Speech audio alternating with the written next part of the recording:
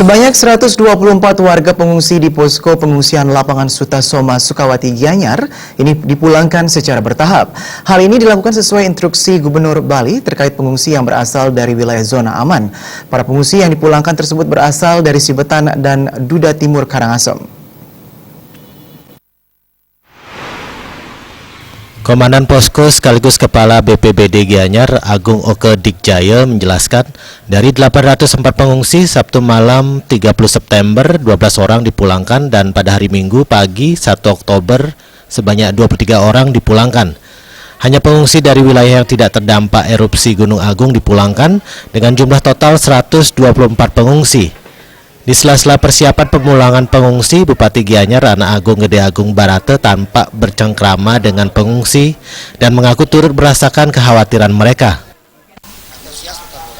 Karena mereka percaya dengan pemerintah, karena pemerintah sudah mengatakan bahwa dampaknya adalah aman, sehingga dia bisa pulang. Dan kita memang beri motivasi bahwa itu daerahnya aman, lebih baik pulang dan lain sebagainya. Kita antar sampai di tempat di Karangasem. Terharu juga ya. Tapi karena gitu arahan dari pusat dan di sana juga memang tidak tersentuh, sudah dihitung tidak tersentuh daripada hal-hal yang akan bila terjadi erupsi. Ini ya dengan senang hati pulang ya. Siapa yang tidak senang pulang itu? Tetapi ya kalau terjadi apa-apa juga khawatir kan gitu. Tapi karena sudah dinyatakan itu tidak akan, bila pun terjadilah, mudah-mudahan tidak terjadi erupsi, di sana aman ya, dia kan senang. Di sana ada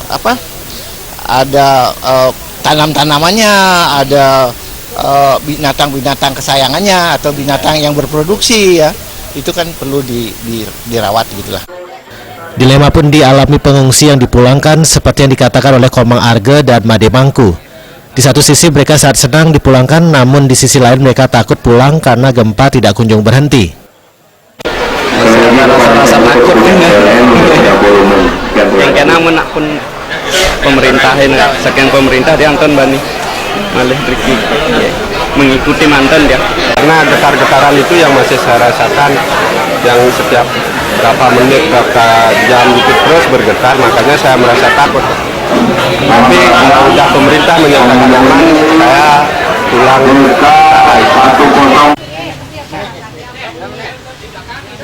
Alit Setiawan, Bali TV.